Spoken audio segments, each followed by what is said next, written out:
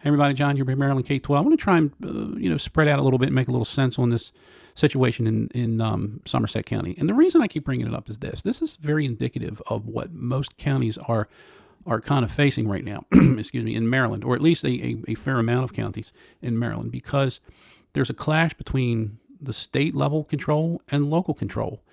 And it's hard sometimes for these boards to understand that they don't have as much control as they think they did, or as they think they do. And this is one of those cases. Let's take a look real quick and I'll lay it out for you very simply.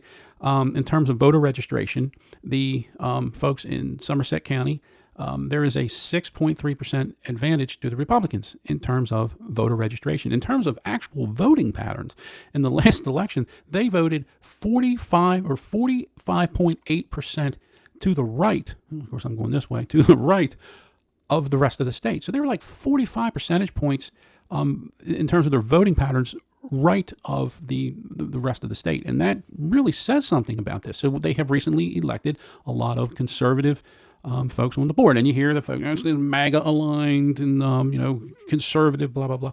Whatever you want to call them, that's what was voted. Those are the folks that they voted.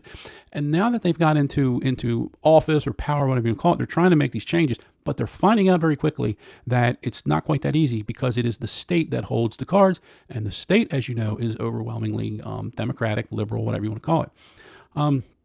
They are at odds with their superintendent for a couple of reasons.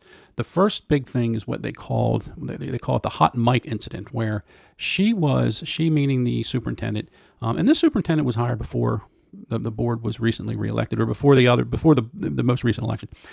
The superintendent was caught off camera talking about Deal Island Elementary School, saying, she said something like they should have closed that place years ago. And then she's kind of looking around. She goes, is that camera still on? You're going to get me in trouble, that sort of thing.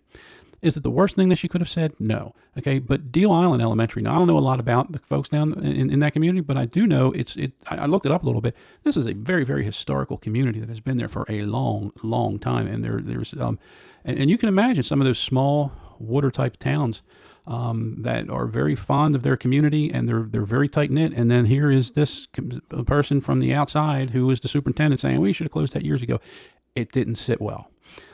So then it kind of started. Then there was a statement on their website about DEI, diversity, equity, inclusion. They directed the superintendent to take it down. She kind of didn't, and a bunch of other things came, and it sort of went from there. And then they decided they were going to get rid of her, so they fired her. They basically sent her a letter, said, you're fired. Now, the problem is they didn't really follow the procedures. They should have, according to the procedures, they're supposed to provide them with an opportunity to have a meeting or a hearing where she can present evidence in her favor, and then they render a decision. They kind of didn't do that. They just fired her, and they said, now we're going to hold a meeting. And then they actually held a meeting, but they never really rendered a decision after that, and it gets a little complicated there. But the bottom line is they didn't follow the procedures.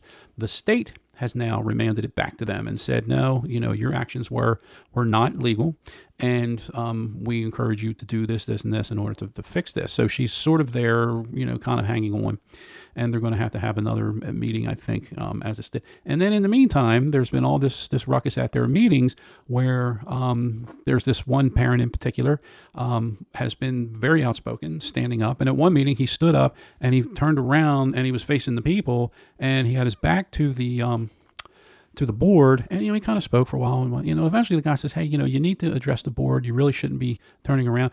And then this stuff's out there. You can look it around, you can see the video.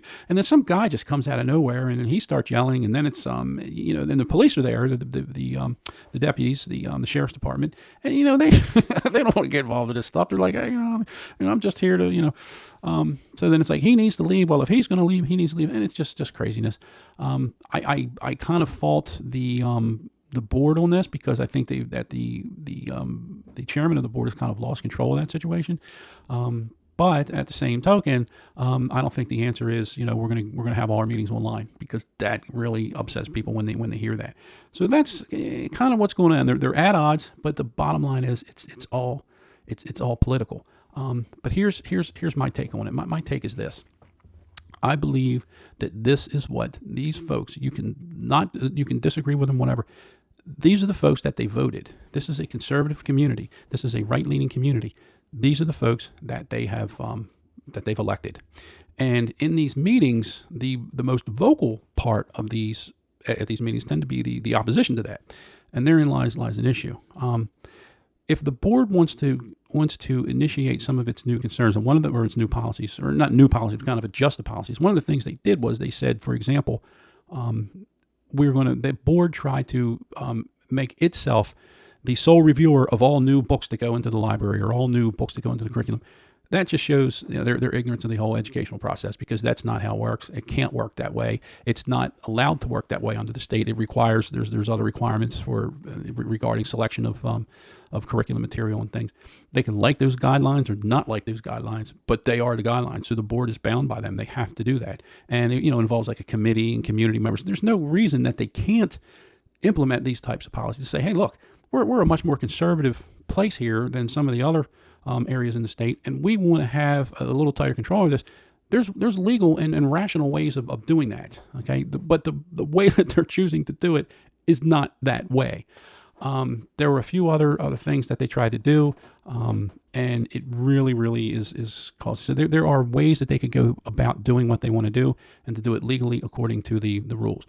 But they have to understand that it is the state and their policies, and that's the bottom line. Now, of course, there's above the state, there's the feds, and as you know, the feds was a major shift to the right, so it creates a big issue. I think that the folks in Somerset County have voted who they want. They're a traditional conservative community, and they want their schools to reflect that. I think the board needs to learn how to deliver that in a rational, legal, and situation, and using the proper decorum. A classic example would, I think if you look at Worcester County, the way, or Worcester, for those of you, if you look at the way that we dealt with some of these problems as well, and it got really intense there for a while, and it still kind of is. But I can tell you that they kind of handled it. The board president was very good at follow the rules. We're going to do this. We're going to hear everybody, and eventually the board made some decisions within the rules. So anyway, I don't. The yelling and screaming at meetings is just not going to get anything done. The people who are of a conservative nature, of course, and then then it's all this, the MAGA aligned extremists and all this, and I hate when I hear that. When a community members go to a board meeting and say, we don't want this really inappropriate material in our school library, I don't think that's extreme. Yes, you can get carried away with it. Yes, it's a concern to keep your eye on. But the bottom line is this: it's a concern for the community. They expect a conservative-based education system for their county, and I think that the board just needs to find a better way to do it. Anyway, I hope I didn't go on too long. And look for my article. I have a longer article coming. I pretty much just recap what I said if you'd rather read than listen to me yap. So anyway, thanks. Have a great day.